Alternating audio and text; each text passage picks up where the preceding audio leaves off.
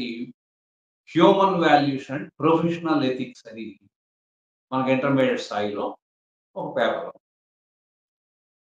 అది ఆ human values and professional ethics ఆ మాటకే ఆ విలువ పోయే విధంగా కళాశాలల్లో పాఠాలు చెప్పకపోవటం, ఆ పరీక్షలకి కావాల్సినటువంటి అన్నీ కూడా పెడమార్గంలో చేయటం. అంటే ఆ పరీక్షని ప్రధాన పరీక్షల్లో భాగంగా చేయకుండా ఏదో పరీక్ష పెట్టాము, మార్కులేసాము, పాస్ చేసాము, క్వాలిఫైడ్.